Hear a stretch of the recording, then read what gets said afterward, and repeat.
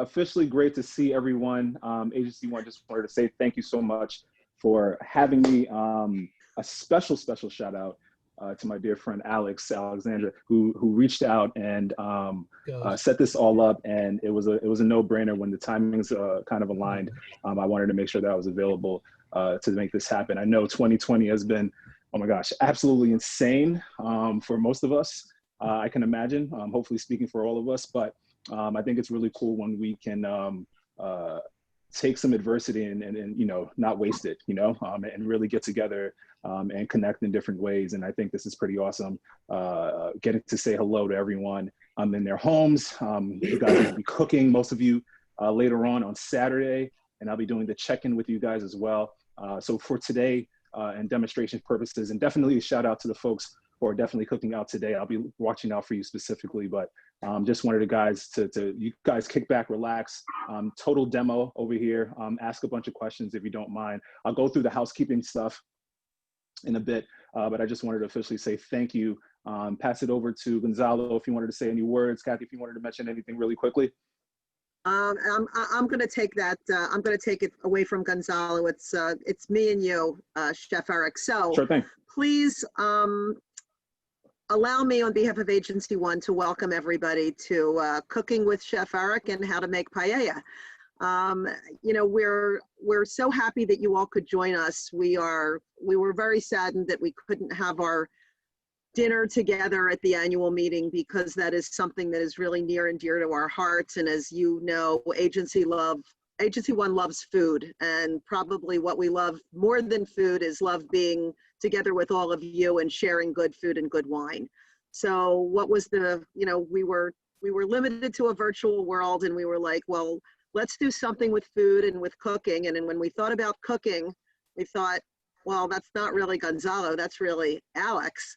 And we were able to, you know, because of Alexandra Garcia's wonderful role and position with World Central Kitchen. She's the Chief Program Officer for World Central Kitchen. And as most of you probably know, that's that wonderful organization that's led by Chef Jose Andreas. And he is leading this, you know, world effort to make sure that people, among other things, people in disaster areas are, you know, receive food and nourishment and help. And we've had a lot of disaster in a very short period of time. So they've been very busy and have had the opportunity to reach out to phenomenal chefs all over the world that have gotten behind the effort and have said, you know what, we appreciate what you're doing. We believe in what you're doing. We want to be part of the organization. And we went to Alexandra and said, we need a chef. And she goes, well, there's only one chef that you should use as far as we're concerned. And we were like, what's that? And she was like, Paella, Chef Eric. And we're like, okay, do you think we can get him? And how can we put this whole thing together? And Alex really stepped up and helped us. And frankly, that beautiful box that you got with the paella was as a result of Alex helping us source it. And she introduced us to Chef Eric. So I want to thank you, Alex, for helping us put this together. I'd also like to thank our sponsor, John Hancock. Wayne Baldwin is representing John Hancock right now at this demonstration, so he's going to become an expert paella maker. And again, this is our opportunity to interact, have a little bit of fun, teach you guys how to make paella, and hopefully Saturday night you will all be actually making the paella and eating it with us on Saturday, and you won't be eating pizza or having steak, because Chef Eric is going to check back in with us and he's going to know who's cheated along the way. We also hope that you've been enjoying our conference and the content and have been getting some, you know, good value from that. We've got another 2.5 weeks of content, and we hope to continue to see you dialing in. But without further ado, please let me introduce the star of the evening, Chef Eric Adjepong. Eric was a finalist on season 16 of Bravo's Top Chef and a contestant on season 17 of Top Chef All-Stars, where he earned consistent acclaim from judges and popularity among viewers. Chef Eric, you really need a house band. I told you that in the introduction. I mean, honest to God, there should be somebody on the left, playing the drums at A least. little trumpet, right? Yeah. Yeah. As a first generation Ghanaian, you can correct me in that, American born and raised in New York City, Eric sources the flavors and influences in his cooking from many of the West African dishes he grew up eating. He is passionate about introducing diners to West African cuisine and the impact its diaspora has had on South American, Latin American, Caribbean, and American food, all in his elegant, artfully plated style. He has cooked in several Michelin-starred restaurants in New York after graduating with degrees in culinary arts and nutrition from Johnson & Wales, one of the country's premier culinary universities. He also holds a Master's of Public Health and International Public Health Nutrition from the University of Westminster in London. Wow. So basically, if you're cooking it, I'm eating it, Chef Eric. So take it away. The stage is all yours. That's very, very sweet of you guys. Hello again. Really great to see everyone. Wayne, hello. Good to see you as well, sir. Just wanted to say thank you, Alex, one more time. It's really an honor to collaborate with good people. And we mentioned before we did a walkthrough. For the folks that don't know, we did a walkthrough a couple of days ago, and we kind of finalized on good people. Working with good people always feels good. So really just wanted to say thank you guys again. I'm ready to cook. I know a few people are cooking with us tonight, but for the most part, all you are heading on Saturday, and that's great because I love when you can actually kind of study a demo, kind of digest it.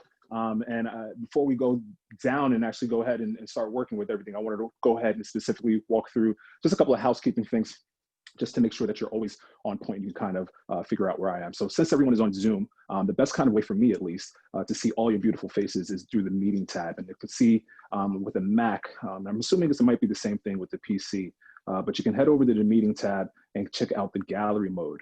And at that way, you can kind of see the overall kind of scope of where everyone is at, specifically the main camera, the prep camera, and that computer check-in. So my Bluetooth set that you guys are hearing me speak through right now is connected to that main camera. This is the one that's gonna be floating through this prep station that I'm at right now and then over to the stovetop once we get ready to start cooking. And then I have my computer check-in right here. Definitely using this for that chat box. Guys, I want you to utilize that chat. Since again, most of us are cooking on Saturday, ask questions, some people are working with gas stoves, electric stoves, different kind of elements, right? Some people are in, California, New York, Midwest. So you might have different size shallots or onions or whatever the case is, or you might be doing a steak version or seafood version or a chicken version. So ask different questions depending on your dietary restriction or your preference. And I love to answer them as much as possible. I have my 17-year-old brother-in-law here moderating with me as well, who I pay in paella, only in paella, so he's good. But then last but not least, guys, I have that prep camera, which is probably my favorite camera of all. This is probably the one where folks really get the nice nitty-gritty shots. You can kind of see the detailed view from the cutting board up, and then hopefully kind of gives you that well-rounded scope. So give me a quick thumbs up. Also, thumbs up. The thumbs up and thumbs down method is going to be extremely important. Since everyone is on mute, just let me know. There you go, Lisa. Let me know if you guys are understanding, if you guys are catching up, whatever the case is, in conjunction with that chat box. Definitely, I want this to be as interactive as possible. Shout out to Jess, giving me that thumbs up. I love it. Perfect. So without further ado, guys, I'm actually hungry. Probably the best time to cook. So we can go ahead and get started. So I have all of my my mise en place here and ready.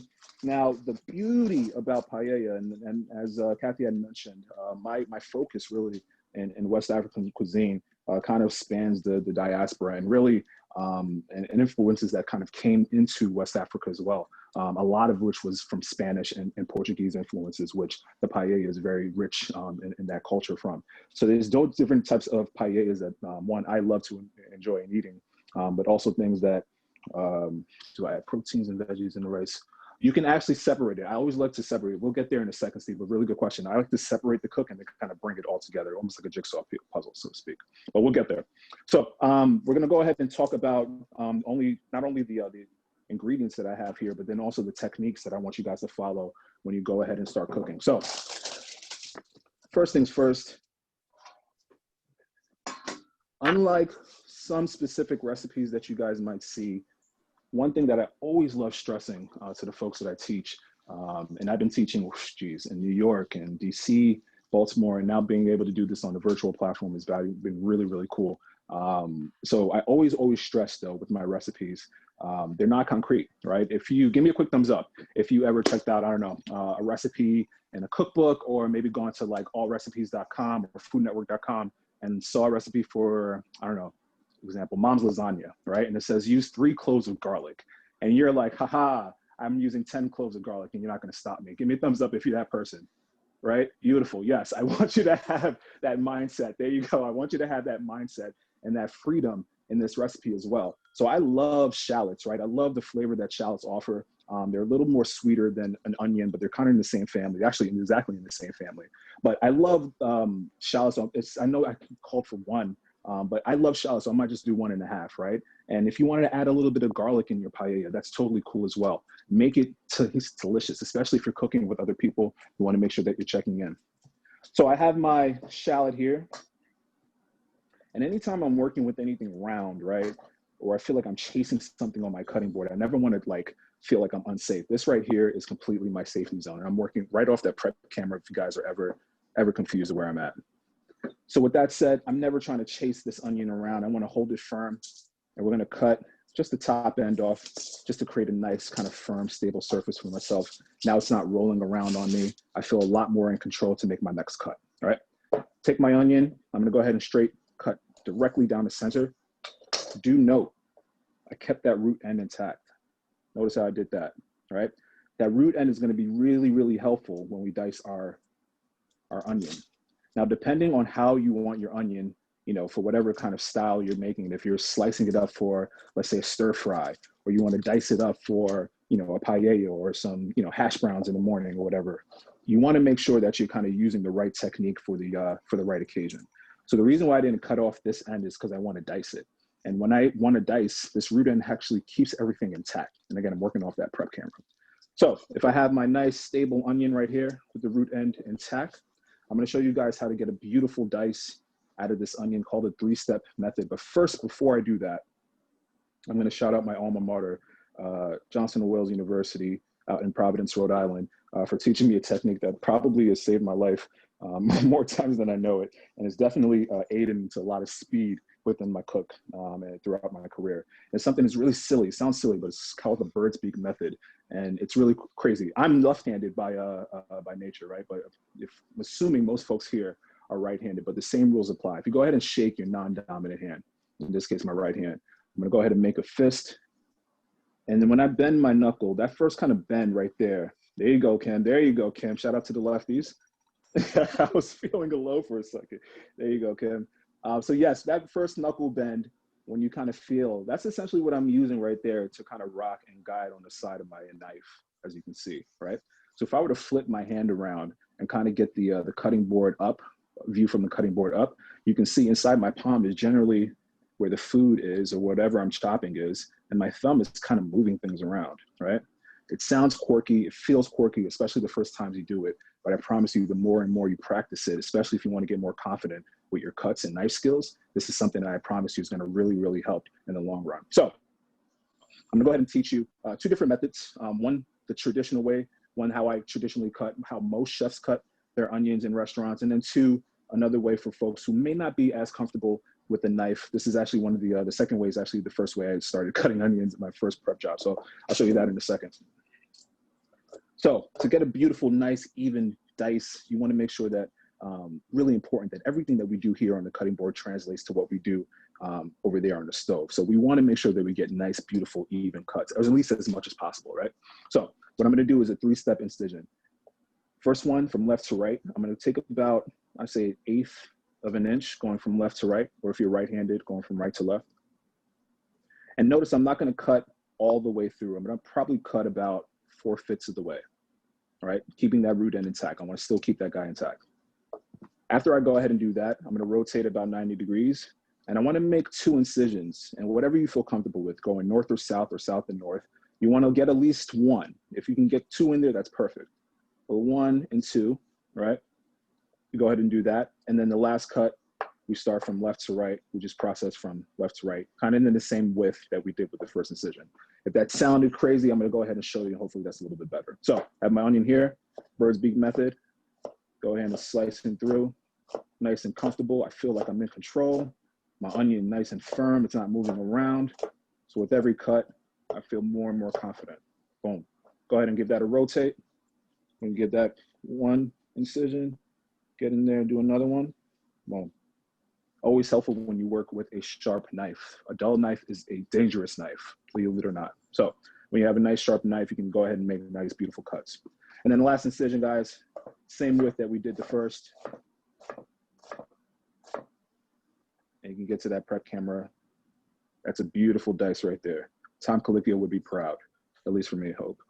So yes, we go ahead and put that to the side. You finish up your onion right there. And then if you get bigger chunks or whatever the case is, you can always kind of rock your knife through, make sure everything is nice and uniform. And then if you're not really that comfortable handling a knife yet, and you're not quite there, that's completely fine. You still want to take the outside layer off. And then what you can do is kind of cut half crescents, so to speak, right? Really nice and thin slices. And when you get enough of them cut, you can stack them. Almost like little rainbows. Rainbows of onions. And then kind of cut them through. Follow that shape. And then you can do that pretty much with any onion or shallot right there. Boom. So I'm gonna go ahead and process the rest of this onion.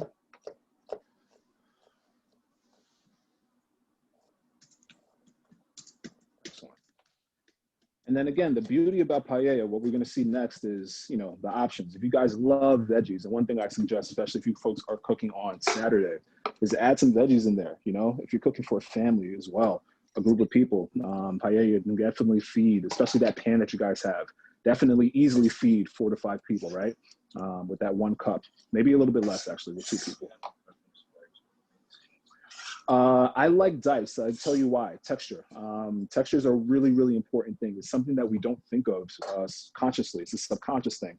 If you ate one thing, the same note, the same time, the same dish, you'll get bored of it in like 3 bites, right? That texture is things that kind of, that pop, that crunch, that sizzle, whatever the case is. It's keeping your taste buds and keeping your senses engaged, honestly. It's why it's keeping you, why you keep eating. So you definitely want to keep that texture in mind. That's a really great question right there. I have a carrot right here. I'm gonna go ahead and roast this. I have my oven set right now, and that's something you should do as well. Oh my gosh, whoa, whoa, whoa, whoa, whoa, whoa, whoa, whoa. Let me start over.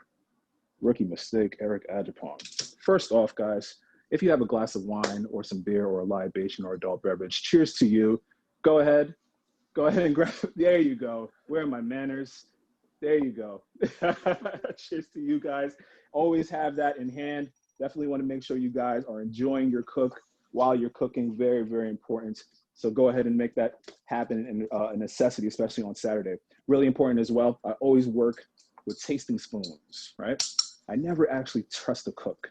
I never went to the fight. I love that. I never trust a cook to work in my kitchen. And actually something that I watch quietly. I don't actually say it, but I love to see a cook with clean tasting spoons or plastic spoons, right? I can't trust you if you're not tasting the food. Don't tell me that the food is good when you serve it to me or put it on my plate, right? I want you to actually eat through it, like taste it, season it as you go. So it's really, really important. And these are notes that I try to leave I say students, but the people that come into my class. And I always say that turning a bad cook into a good cook and a good cook into a great cook. These little things, right? Little things that you can add into your repertoire that really kind of push you into being a great cook. Taste your food as you cook it. It really, really is important, right? So have some tasting spoons alongside when you have that. Cool. Now that we have our onion diced, the beauty about a paella, you guys, you can go ahead and add in whatever you want. I have a bag here of some shelved green beans. Pop them open really lightly. You can add maybe a half a cup or something like that to it. I'll show you how to work that. I also have my cup of abroyo rice, a beautiful short grain rice that comes from that northern region in Europe, or excuse me, that southern region in Europe. specifically, and it's an absolutely gorgeous rice. It's very, very, very starchy. This is the same rice that you'd actually use. This is a Santoko knife from Japan. A really, really nice knife that I bought in Union Market in Washington, D.C. actually not too long ago. It's a really, really beautiful knife. But yes, short grain, and it's really, Yes. No, actually, no. This is a great question. Oh, I love the questions. Great questions. You do not need to wash this specific rice first. And that was actually one of my next points. So the beauty about this rice, it's short grain and it has a lot of starch. Now, every grain of rice has starch. And one thing about being from West Africa specifically, I feel like I'm a starch connoisseur from birth, right? The funny joke is when you're born in Ghana, at least, they give you a bottle and they give you a bowl of rice. That's a legit thing. I love rice. And one thing about the arborio rice right here is it has a lot of starch content. So you don't necessarily need to watch it because you want to keep that starch on. So we'll keep that right here. I have some carrots that I'm just going to roast. We're going to keep that oven. Now, I know the recipe calls to have your oven set to 500 degrees. And if you can get it there, that's awesome. But 475, 450 will definitely do the trick if you can't get your oven all the way up that high. But we're going to definitely roast these carrots on the same time. Actually start them a little bit earlier with the paella. We'll put the paella in maybe in 20 minutes after that. All right. Yeah, sure, absolutely. So if you're cooking for 4, easily double that recipe. What's the beautiful thing about this paella pan, it can hold 4. I actually have, it's funny when that paella pan came in because I have 10 of them literally in my house, and I'm like, okay, another one. But that's okay. I've done paella parties, dinner parties, and then I've kind of like family style. We set the paella seafood style and chicken style and beef style, all throughout a beautiful long table, and people were just reaching for it. And it was a really, really like cool feast. But I have a ton of paella pans, and I have an extra one that's shiny that I'm not gonna touch. So yes. So I'm actually use one of my own paella pans. And in the process though, we're gonna make the move transition over to the stovetop and start working on the paella itself. So give us about 45 seconds or so, maybe a little bit less, just to make sure that we are nice and moving. In the same time, guys, I'm gonna go ahead and turn off the prep camera just to make sure we're not gonna need it at the moment. I'll make sure everyone stays on focus. Oh, that's right. Beautiful. Go ahead and grab my onions as well and my tasting spoons. Give me a quick thumbs up if you can see my camera and my stovetop nice and clean, nice and clear. Fantastic, fantastic, great. So I have here my seasoned paella pan. Always feels like every time you cook on it, it gives you another bit of luck on it. We're gonna go ahead and start off with that. But the first things first, one really, really important note with the paella that you wanna keep in mind is your liquid needs to be nice and warm. So I have here my chicken stock, 2 cups, and I have it on my low setting. It can be on your medium low or absolutely, the lowest setting that you have on your stovetop. But you want to get that chicken stock nice and warm. Reason being, guys, is that stock, or that rice rather, kind of like how you would cook, I don't know, any sort of grain like a cream of wheat or an oatmeal or grits. You need to add it into a hot liquid, right? You can't add those or cook those grains in a rice in cold liquid. It just doesn't work. It becomes goopy, gummy, and stuff like that. And that's not what we're looking for. We're looking for a nice, beautiful, crispy rice with a nice fluffy inside, right? Cool. As that's happening, guys, I'm gonna go ahead and turn on my my paella pan right here, right over medium high heat. Now it's really important to get this pan nice and hot, nice and warm before we go ahead and get started. As we wait, one note that I really, really love to show folks is the beauty of olive oil and canola oil. Give me a quick thumbs up if you know the main difference between these 2 guys right here. Okay, cool. Thumbs down if you have no idea what I'm talking about, and that's okay. It's all right. Cool. So the main difference between these 2 guys is really smoke temperature. In my right hand, I have a beautiful, beautiful olive oil that we got from that gorgeous paella pan kit. That kit was awesome, by the way. And then in my left hand right here, I have a nice canola or your vegetable run-of-the-mill vegetable oil. Now, in my left hand, this vegetable oil or canola oil has a smoke point closer to about 485, 500 degrees versus this olive oil has a smoke point closer to about 385 degrees. I asked you guys to go ahead and put your paella pan right above medium-high heat, which is about 385. But if we were to put this on full blast, on the highest setting that you have, that's closer to about 500 degrees. And what we did, or if we would have put this oil in that pan while it's 500 degrees, what would happen is it turns rancid, it burns off, right? And you get that smoky, oily kind of residue scent, right, in your kitchen. If you ever had that, that's because you're burning off and it's turning rancid. If you ever had a picnic or a barbecue in the summertime and smelt that kind of burnt oil or whatever it is, that right there, my friend, is the grill master not taking care of business, right? So you want to make sure you're using the right appropriate oil for the right task. So I'm gonna go ahead, now that my pan is nice and appropriately hot, go ahead and add this beautiful olive oil that we got. And I'm adding in about 2 tablespoons. The beauty about these paella pans, if you have nice towels, you can go ahead and get real fancy with it. Make sure that oil's cascading all over, right? And then we're gonna go ahead and add in our beautiful onions that we diced up nice and evenly earlier.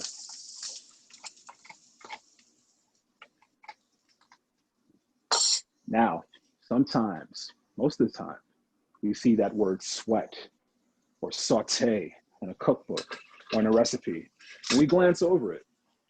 And one thing that I actually, it's like a bugaboo of mine, is that process right there. That sweat or saute is probably one of the most important steps in that cook, right? It's the first step, right? You want to make sure that you're doing these onions its justice. When you say sweat, you're literally trying to evaporate the liquid, the water in this case, from the onions. And when you do that, the more and more you do that, the sweeter the onions become, right? The more sugar and caramelized the onions become. So you want to do your due diligence, actually take the time, really do it right. And the trick to this, the key to this exercise right here is high heat, or medium high heat rather, and a lot of movement. You want to make sure that you're moving those onions around quite frequently. You don't want them to stay stagnant for no longer than, let's say, 15 seconds or so, right? Keep them moving. To saute literally means to jump, right? If you see that, you want to keep it moving. It's a little French term. But right now we're just sweating it out. And you can see that evaporation coming off the onions right now. We're doing exactly what we want.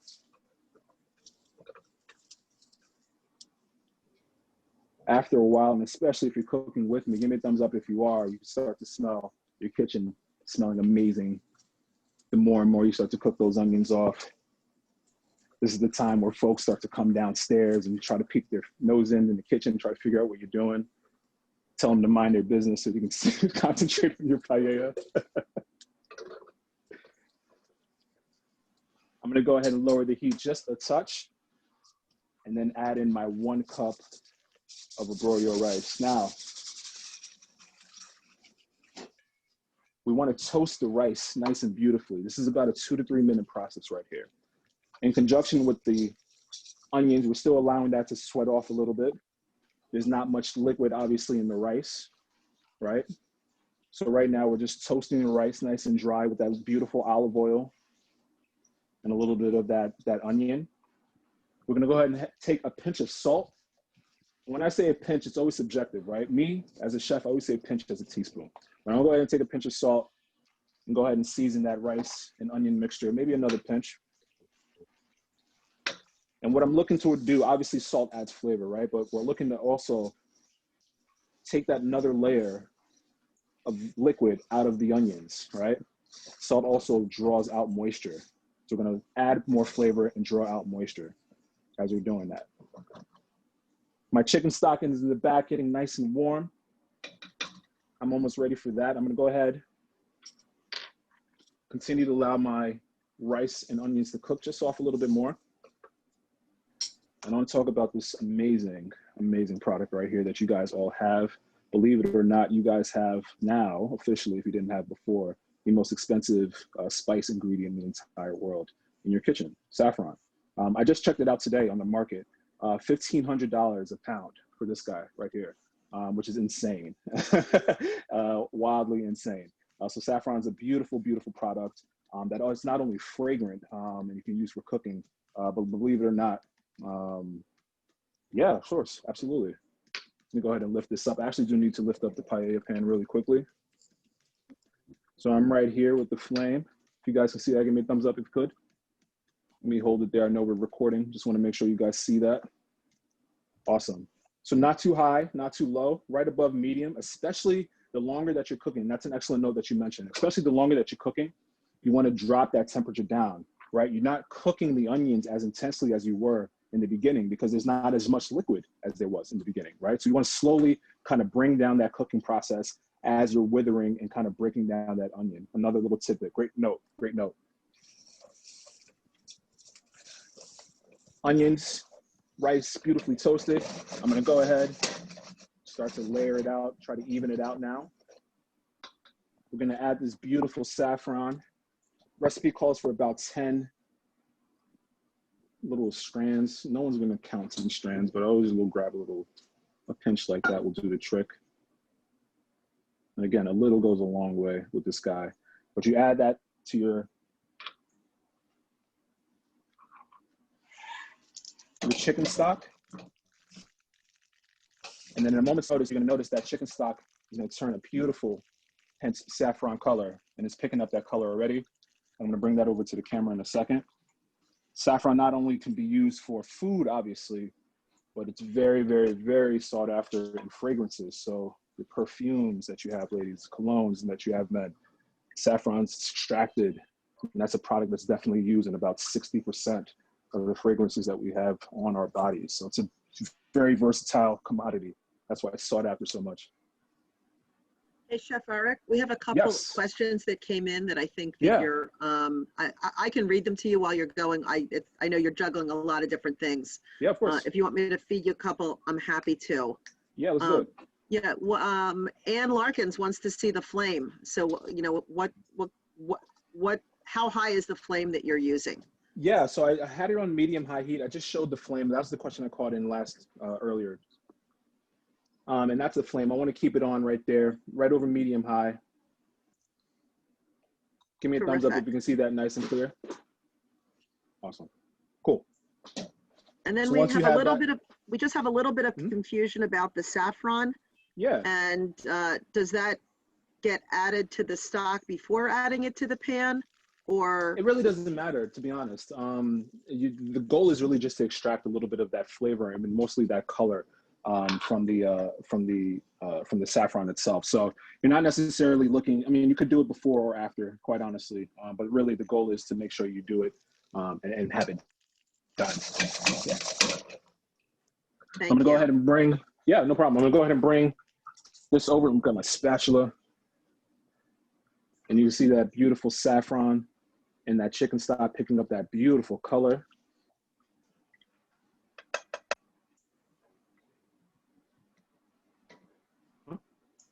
Great. While everyone's watching that, Mr. Carragher's asking again, what are we making? Because I think that he's he started the drinking game. The Chef Eric is making a pizza, Dick. So you're going to see that in a little bit.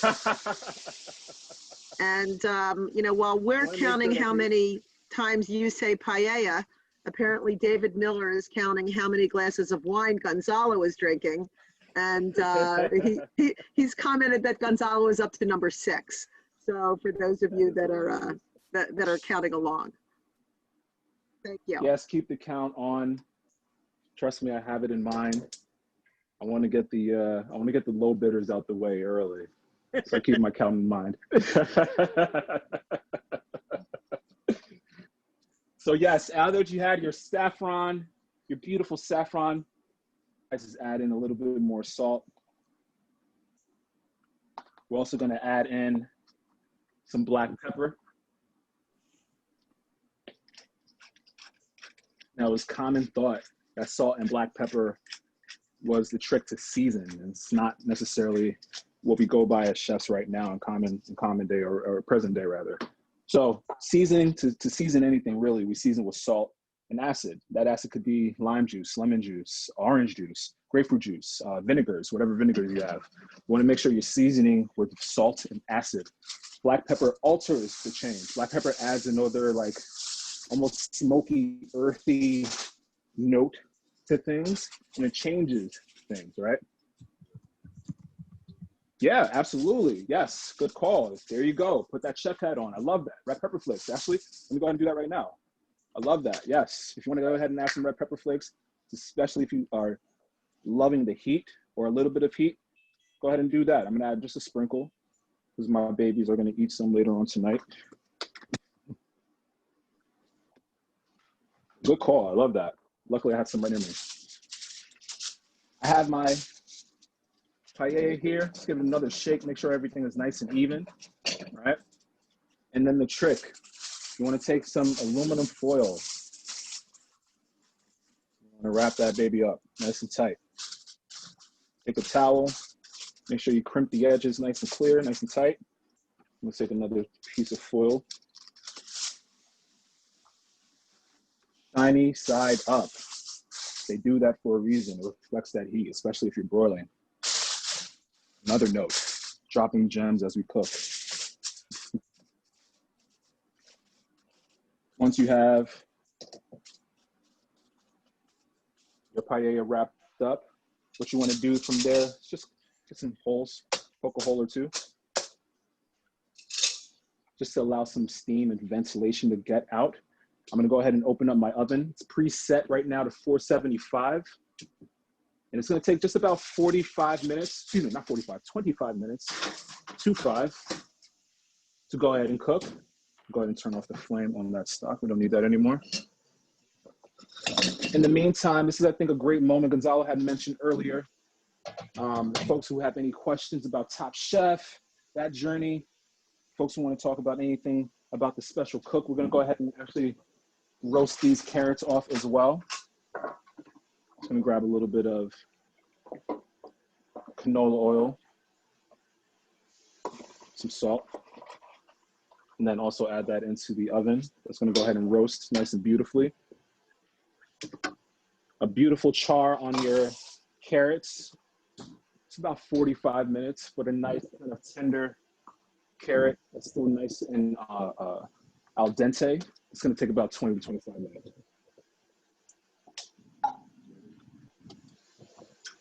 I'm going with the seafood scallop today. I love seafood. I have some fresh. Oh yeah, absolutely. If you wanted to add some red wine to your paella, you can absolutely do that for sure. Hopefully someone's keeping count on the paella. But yes. Now I'm going to be doing a seafood version of this beautiful dish. The dish that starts with the P.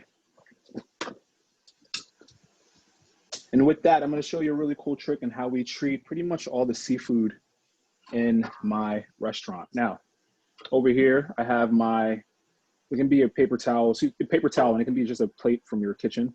But I have a little container right here. I'm going to work with some scallops today on my paella. And I love scallops. 25 minutes on the clock for me. So we're gonna be doing some scallops. I think I've got some shrimp in here as well, just to do. Beautiful. So it's really important. I know it sounds maybe backwards, but it's really important to get a beautiful sear, especially if you love seafood. And give me a thumbs up if you love a beautiful sear on your either sear fish or your scallops. There you go. Yeah. You want to make sure, a really cool pro tip, you want to make sure that the moisture on the scallops or whatever it is that you're cooking is as dry as possible. Now, I know it sounds oxymoronic because these scallops live in water, right? But if you take a paper towel, one underneath and right over top, you can go ahead and not smushing them, not messing up the integrity, but just kind of pat drying them down, making sure that they are nice and dry, all sides, all corners. Beautiful. Another tidbit. Let me see if I can find one. There she goes. Right here. Yep. So if you check out that main camera, here I have this scallop. And if you can see that, give me a thumbs up if you can see that little hiccup right there on the side. A little hutch right there, right? Yep. That's the muscle that's attached to the actual shell of the scallop, right? This is a living thing in the sea, and it's attached to a shell. But this thing, unfortunately, is not that edible. It's very, very chewy and it actually becomes bitter, funny enough. So what you want to do is peel that off, and it can peel off quite easily. But you peel that off and it looks just like that. When you get your scallops, some of them might have them on, some of them may not. I have another one here. Just want to make sure you peel that off. It's a little muscle attached right there. Now that my scallops are nice and beautifully dried, I'm gonna go ahead and turn my flame on right above medium-high heat. I'm gonna go ahead and show you what that looks like. Notice I don't cook quite often on really, really high heat. It's not necessary, you know, unless you're really trying to sear something really, really aggressively, like a steak that you want to get a really like a hard cowboy sear on. But for the most part, if you work on a medium-high, or maybe just a dial or two underneath your hottest setting on your stove, you can really achieve a lot of great things, especially a beautiful sear. You want to make sure that everything sears at a beautiful temperature as well. So we got some scallops here. I also have some fresh herbs that I'm going to use just to help kind of boost up a little bit of flavor. Also love making some scallops, a little bit of butter. So I have some butter here. I'm just going to take a tablespoon or so. And I love, give me a thumbs up if you have one of these pans in your home, these Teflon pans right here. You might have them for like, cook them from like eggs, if you're, you know, frying eggs or something like that. I absolutely love these pans for making seafood. Why? They just offer another layer of like finesse. I think when you're making seafood, especially above anything else, chicken, steak, or anything like that, seafood just requires a little bit more finesse. It's delicate. It's really, it can be firm, it can be brittle, you know, so you want to make sure that you're using the right equipment to get to where you want to go.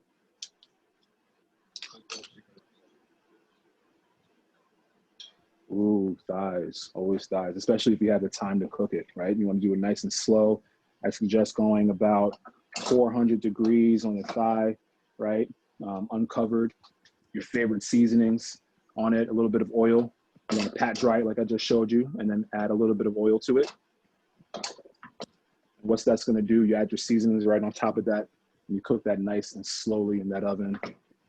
That's going to be beautiful. I love a chicken thigh. It just eats a little bit better. But if you love chicken breast, do not let Chef Eric tell you no. How dare I?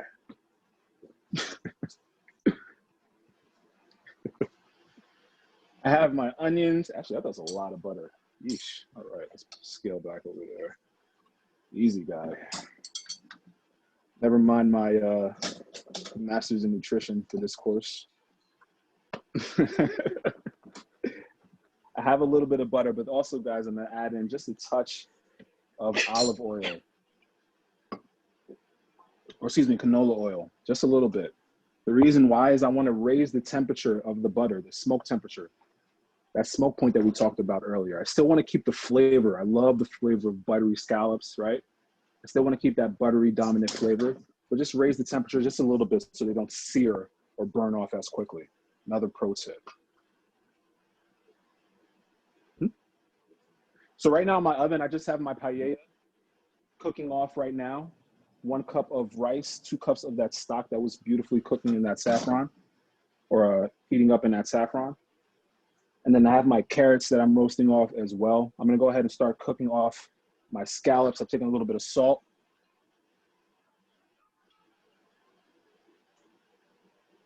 Season nice and liberally. I wanna make sure, boom. Get a nice, beautiful sear on that scallop.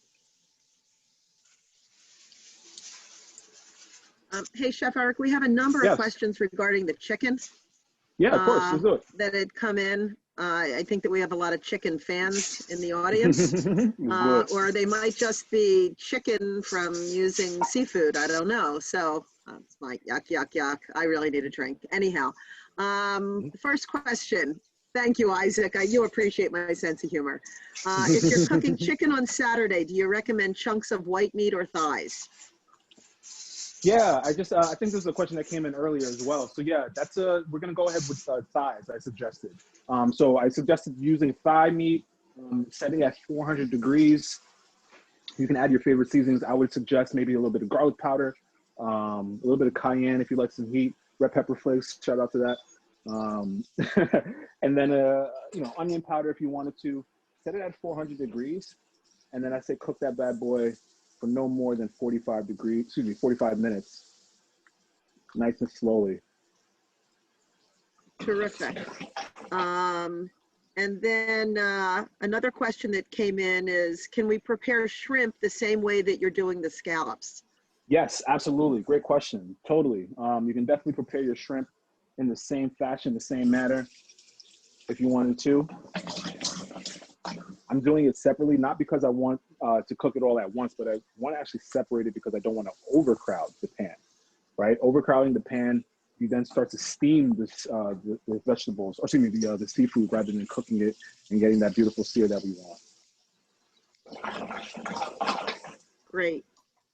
And then somebody else, now we have a steak lover. Any comments if you want to use steak? Oh man, yes. If you're going with steak, I love straight up on the stovetop, cowboy style, with some high heat and some butter, garlic to finish off. So what I would do is get your steak. If you can get it an inch thick or so, that'd be perfect. Maybe 2 inches, that'd be great. And then from there, guys, I'm just gonna go ahead and flip these scallops nice and beautifully, get that awesome sear. Good. Look at that. This is probably my favorite part right here. I take a little bit more of some butter. I'm gonna add a little bit of that oregano. And really, I mean, if you ever had sushi or ceviche, you know that you can eat scallops and shrimp raw, right? But we just want to gently cook the inside. We're gonna go ahead and take a little bit of that butter that's been basting in that oregano. Just baste the top. Basting adds out that, obviously, that beautiful flavor, but then also seals in that awesome sear that we made. So back to the steak, 2 minutes on each side, especially those sides. You want to make sure you get those sides. And then you're going to do exactly what I'm doing right now, right over medium high heat, or actually low heat. Once you're searing on medium high, you're going to do exactly what I'm doing by basting with a little bit of garlic, your favorite herbs, thyme, rosemary. I have some oregano here, right? And that's it for the scallops. They're pretty much done. I'm gonna go ahead and just allow them to rest right here.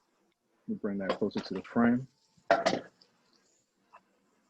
I am now in serious scallop envy. I have never made scallops that look like that. Oh my goodness. Another question that came in, Chef Eric, is Yes. the butter that you're using, is that salted or unsalted? Excellent question. I love that. Yes. Great questions, guys. Always unsalted butter unless told otherwise. Always unsalted. I like to control the salt that I add in. Don't necessarily trust any manufacturer to, you know, add the salts in that I can necessarily do myself. So yes, especially if you're cooking for little ones, and if you're making sure that you're staying on top of your diets or any restrictions that you want to have, I always suggest, especially for my nutrition clients that I work with, is always unsalted butter for sure. I always suggest that maybe about 95% of the time. Butter unsalted. I'm gonna take my beautiful shrimp. Now, one thing you want to know about shrimp really quickly, guys, as we have just about 5 more minutes on that paella. Shrimp itself, guys, naturally live deep sea, but they come closer to the shore when they want to eat, right? So what happens for the fishmongers, to make it easier on their lives, they just wait. When they come closer to the shore, though, it's normally really late at night, 3, 4, 5 o'clock in the morning. So what happens is these mongers go out, they capture the fish, but while they're eating, 9 times out of 10, and give me a quick thumbs up if you can see, it's really translucent, but you can see the inside. There you go, right? That's unfortunately the last thing that the shrimp ate before it got caught, right? So you want to make sure that you butterfly your shrimp right here. A beautiful technique, not only to make sure your shrimp is nice and clean, right? But you also want to, whether you're ordering shrimp at a restaurant or you're cooking shrimp for yourself, right? You want to make sure that the chef behind the counter, or you're doing it yourself for your family, is cleaning the shrimp nice and beautiful. So I have some shrimp here. I'm gonna go ahead. Yeah, absolutely. The stock that came in the can, I believe, is chicken stock. Yes, so definitely use the stock. The stock is it gives you everything. It gives you the saffron. It gave you the stock itself, the rice. So yes, I would suggest everything else is really optional. The vegetables are optional. What else? The scallops, the chicken. You know, whatever you would decide as your protein is optional. If you want to do a vegetarian style, I would maybe then just switch out the stock to a vegetable stock, or you can use water, whatever you decide. Hey, Chef. Yes. Chef, this is Gonzalo. I would just say that this Valencian paella stock is about as good a stock for paella as you're going to get. So I totally would agree. absolutely recommend it. 1000%. I mean, it was when I actually had a little bit before when we started to demo it out during our walkthrough, and it's very, very rare that you can get a very decent stock out of a box. Usually I like to just make it my own. So yeah, I definitely suggest if you're gonna go, especially if you're not going a vegetarian route or anything like that, definitely use that stock that's available for sure. You can't even find that in a grocery, or unless you go to like a very, very specialty one. Yeah, and you need to read what's in the stock. So I think that would be fun for everybody to read the actual. Oh yeah, what's on the title? Fun. I can't wait to try it. Paella. There you go. Just rev it up really quickly. Alex just told me that actually, if you guys are ever going to make this paella again, and we certainly hope that you do, that you can buy this stock at Sur la table and on Amazon. You can buy it on Amazon, and you can buy it at Sur la Table. So if you've got Sur la Table, assuming but you have to buy it business. quickly. Buy it quickly from Sur la Table because unfortunately Yeah, they're going out of business. Yeah. So sad. I have my paella here. I'm just gonna allow it to steam off. Finish cooking these shrimp really quickly. Nice and delicate. I like to finish my shrimp with a little bit of lemon juice as well, if you have that available.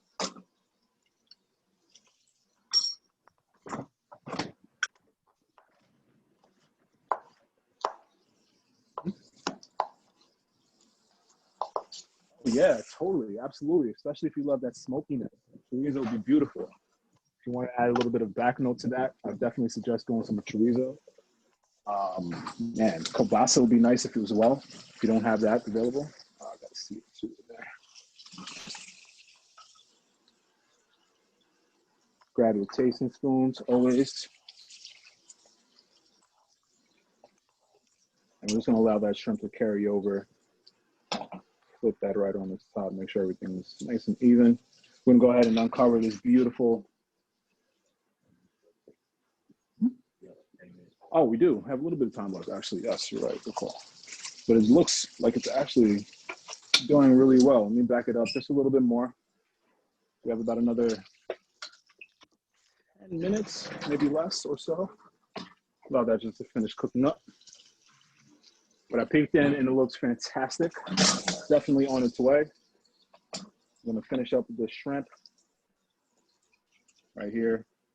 And again, allowing that excess oil to kind of drain off on that paper towel right there. Last but not least, I have some beautiful green peas that I'm gonna cook off. I always start off my cream peas with my peas with a little bit of water and some butter. I like to emulsify that butter into the water.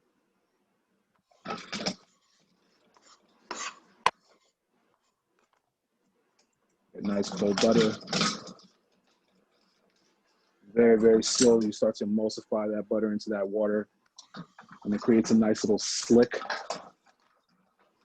nice little gloss.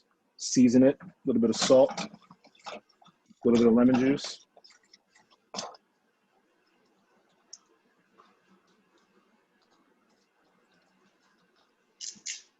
I like to add a little bit of garlic powder to my peas.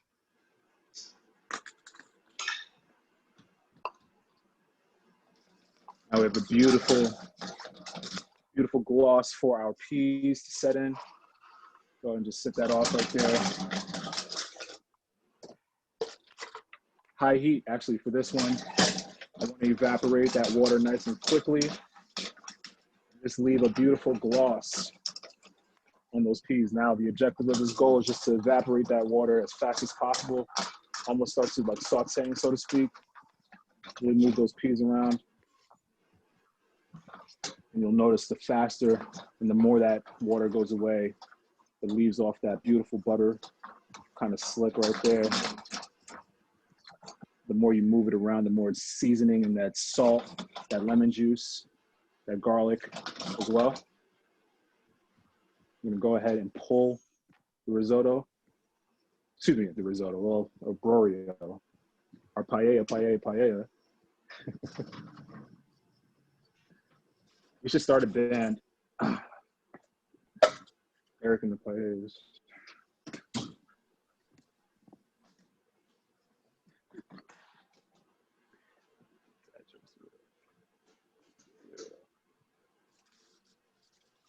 Oh, look at that. Gorgeous. Beautiful. We're gonna move this over to the prep camera so we can actually plate up. This looks fantastic. We're gonna move all of our beautiful, beautiful food right over. I'm gonna turn this prep camera back on so you folks can see.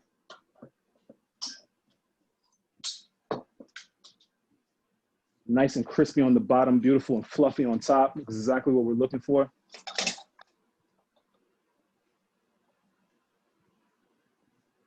Actually gonna move this paella pan off to the side really quickly.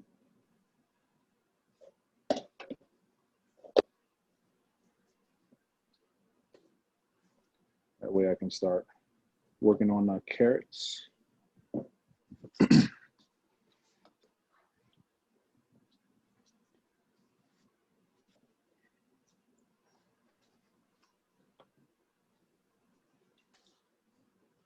The carrots, to get a beautiful oblong cut, what I like to do is kind of roll the carrot as I cut. So I have right here, rotate it, rotate, Can't see. rotate. I'm working at the prep camera right now. Can you not see that? No. Can you not see the prep camera, guys? No. Nope. No Oh, problem. man. 1 second, 1 second. I want to make sure that prep camera is on and live. That's odd because I see it from my side. Give me a thumbs up if you can see that prep camera, guys. Beautiful. All right, cool. Great. All right, so just one more time for the folks that might have missed it. We're gonna go ahead, take our carrot now that it's been nice and cut. And I'm gonna quarter, kind of rotate, half rotate it to get these nice, beautiful organic shapes right there. Awesome. Same thing with this guy.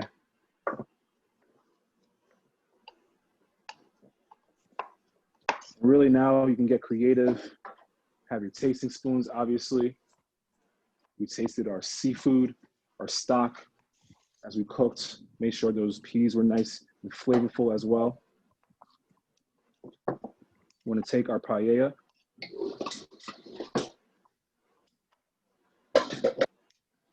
Take these carrots, kind of float them around. You can get really creative with it. Get your Jackson Pollard on. Take your beautiful peas, and quick taste, make sure they're seasoned all the way through. Add a touch more salt before I add them into the like that. Go ahead and lay those peas all around. Start building that color. Start to see those onions pop up a little bit more. And take my scallops now.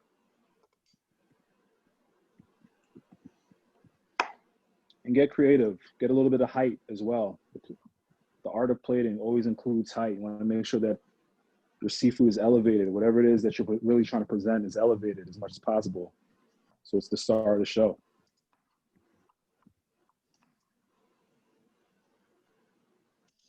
A little bit of that oregano that was roasting off in there. Add that around, some crispy oregano. Can't be mad at that. Ladies and gentlemen, there you have it. Your delicious paella, seafood style, but whatever version you guys you have is definitely a go.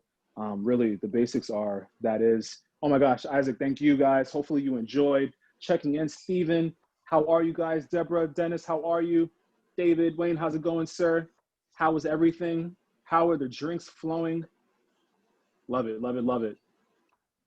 Isaac's working with his partner. Hopefully he chimes in later on Saturday. Jess, thank you so much. Hey, Ross.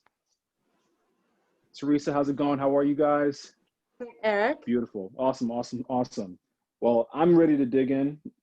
Actually, Eric? no, I can't. Yeah, Yes. we're starving now. Eric, Chef Eric, that looks amazing. Thank you. Ross Let me Ainley, bring this up how do we closer get to the the, recipe? It's been, we can email it to you. We emailed it to you yesterday. So please check your email account. I'm sorry, I think I just got Ross in trouble with someone, but my apologies. This looks amazing. Thank you guys. hey, Eric. Yes. Sorry, Kathy. Yes. Hey, Eric, it's Alex. I just wanted to quickly say a couple of things if I could. Yeah, of course. Kind of, one, I think it's fascinating how you've sort of made a paella, which I would consider like deconstructed, because I've always seen it kind of made everything, you know, together, opposed to adding at the end, which I'd love for you to talk about. But I also wanted to quickly kind of mention why it is we sort of talked about paella, or we wanted to do paella. And I know you know something of this, even though you haven't been on an activation, about sort of like how paella, you know, at World Central Kitchen, we have these 16-foot paellas that we use in emergency activation. Could you maybe talk a little bit about that? Absolutely, absolutely. I'd love to. So this was actually a very hot button topic, and I think it lasted almost 2 episodes, so to speak, on Top Chef. Really, it did. How to cook. The topic was specifically paella, but more so like things that are usually kind of cooked all in one, like crock pot meals and stuff like that, and whether you do it all in one or do it deconstructed and put it together. And there was one example where I actually cooked the paella, and I did it deconstructed, and Tom, he commended me for it, because he's like, you have focus on every specific ingredient rather than kind of, you know, tossing it up and saying it's going to go in at 375, where the scallops can cook a lot faster than the carrots are going to cook, then the peas are going to dry up a lot faster than if you put everything in at the same time, right? So if you had more sturdy, let's say if you were making like a root vegetable paella, right? And you're adding parsnips and turnips and carrots, right? They can pretty much withstand that heat at the same time, right? So I would suggest then, yeah, I would maybe put it all in at the same time. But it really is very, very specific on the type of paella and type of direction you're going for. So for me, it always works better for me to deconstruct it and then kind of bring it together. I just think it cooks a lot better that way for me. And that's just, I'm gonna say Tom agrees with me, so I'm gonna just hang my hat on that, on that one. And then secondly, more importantly, paella, I think where I know you talk about communal dishes, and one thing that's very, very important to me and very near and dear to my heart is food is communal, extremely communal. Like paella right here, obviously you think about, let me bring it over because it actually brings in the point a lot better. This is complete to me, right? That spoon right there, right above the paella pan. That right there makes it all better for me. So altogether, you want to make sure for as a culture-wise, paella feeds so many, but then it also makes sure that people are included. And that's one thing that I really, oops, sorry, our prep camera just went off. Apologies on that. No, I think we're good. Yep, there we go. Prep camera is dying. Apologies on that. But yes, you know, all in all, when you talk about communal dishes, there's really nothing more that signifies that itself. When you make a paella, you're not doing it for yourself. You're thinking about culture. You're thinking about people. You're thinking about inclusion.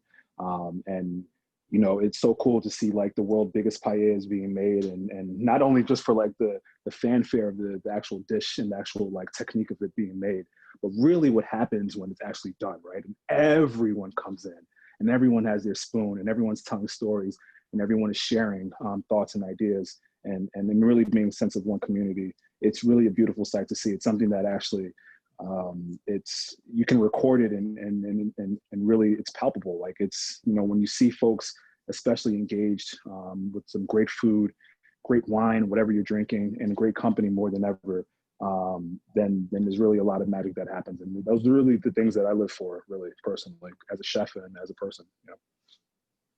Thank you. This was Thank you. amazing. Of course, guys. Thank you. Lots of fun. You know, I encourage everyone on Saturday to take a picture of their paella before you dig in, and text it or email it over to Agency One. We'll share them with Chef Eric. And the question is, how many of ours are going to look as beautiful as his? I can already tell you that mine will not, but I'll try. I doubt that. I doubt that. No, stop it. No, I trust that you guys are going to knock this out the park for sure. Yes. Eric, this is Wayne. Thank you so much. Thanks, sir. Yes, sir. Of That was course. awesome. That really was. I'm not a cook, but I might be able to pull that one off. With all your, I'll take it as an answer. yeah, that's a compliment, man. I'll take it. Did you say you do have a restaurant? Yeah, so actually, no, I do not. Really, as of last 2 weeks, no anymore. So 2020, just as much as you guys know, and as I introduced earlier, this has been a rug pull of a year. So I was anticipating to open up my first public restaurant on the double this year in Washington, DC's Union Market.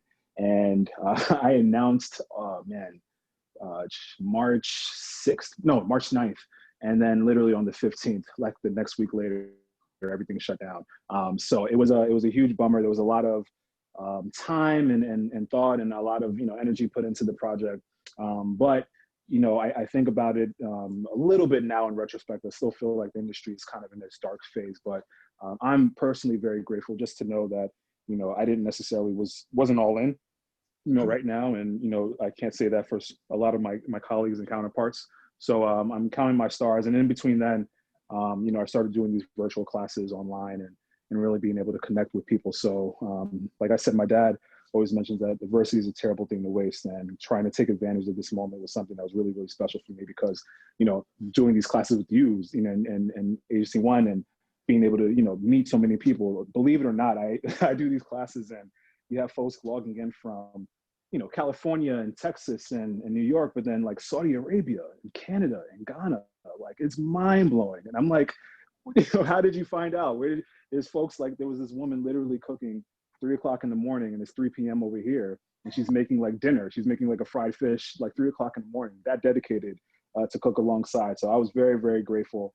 And it really just shows not only like the power of food and the power of love, but the power of the internet, right? And how we can connect.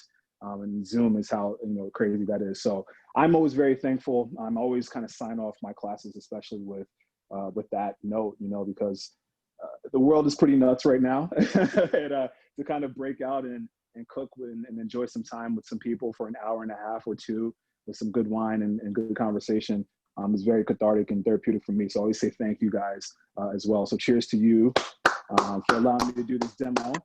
Great job. Hey, go out there on Saturday, knock this out the park, send those videos, send those pictures, be inspired, put those veggies on, guys.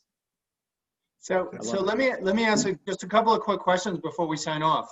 First of all, there are several recipes. And we did it right on time. Holy smokes, look at that.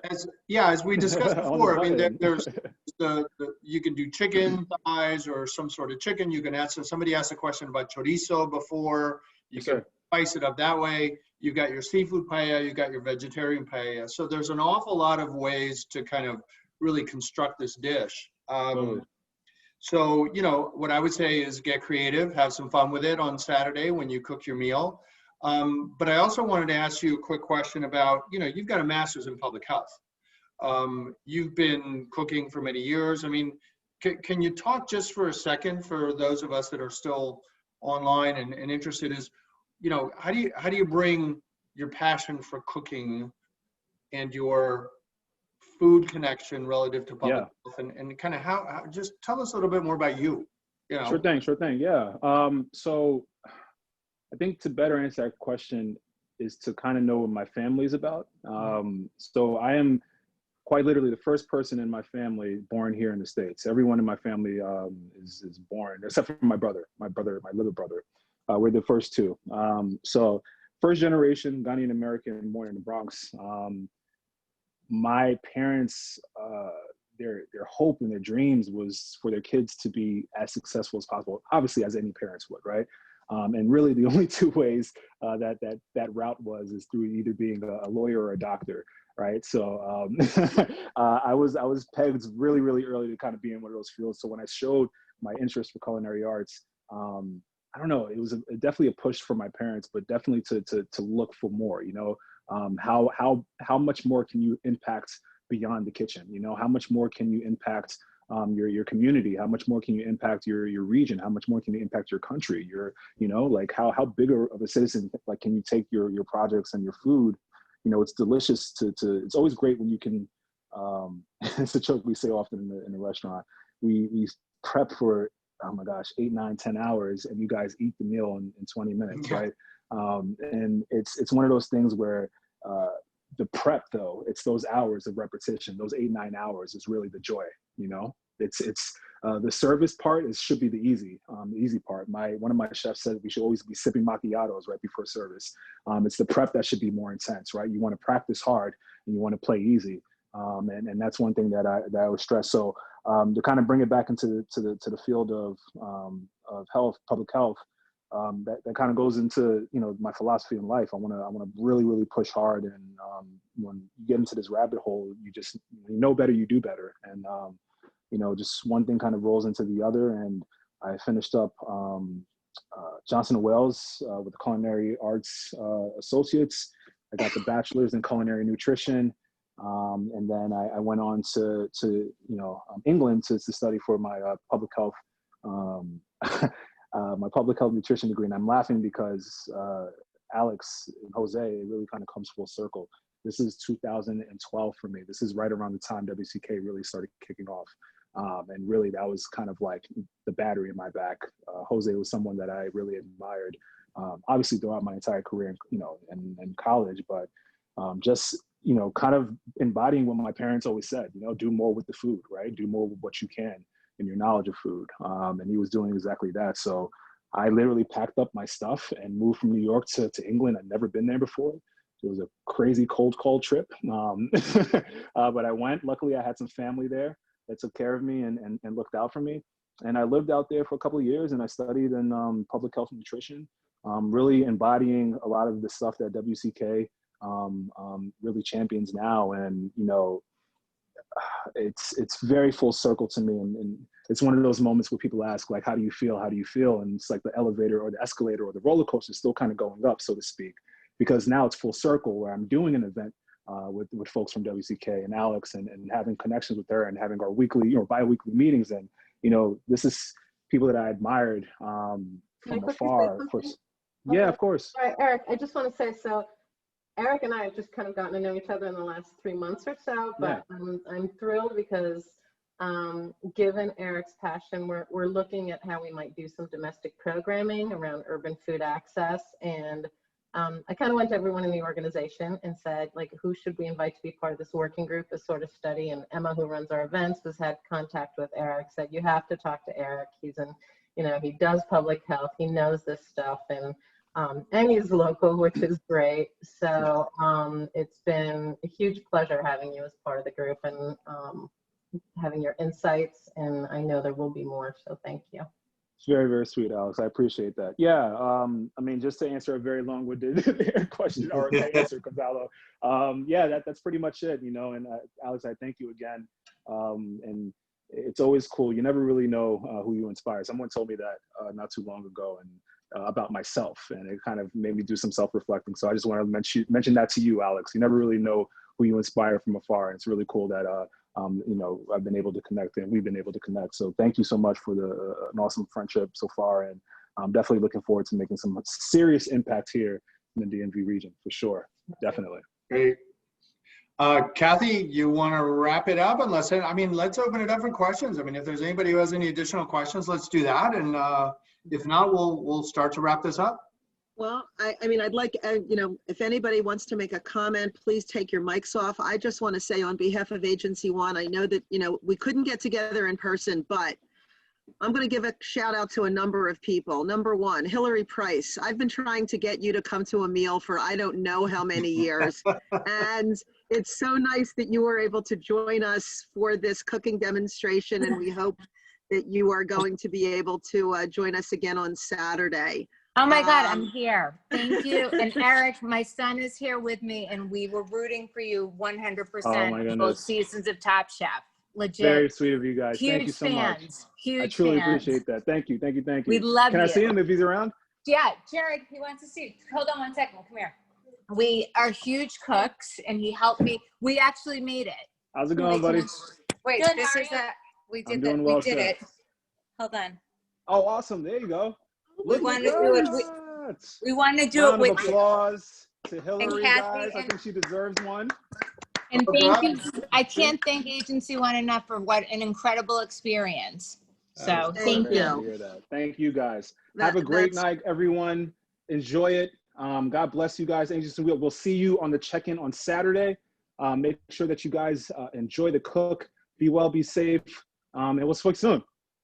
All right. Thank you so much. Thank you, Eric. We appreciate everything you've done. Bye, everybody. Have a great time. Thank you, everyone. Bye-bye. Enjoy your evening. It's nice to see everyone. Ross, I'm sending you the recipe again. I got to get you out of the doghouse. And Kathy, I want to see your paella when you finish. That's right. Okay, fair enough. You got it. Bye, Lucy, everybody. it's nice to see you. Bye-bye.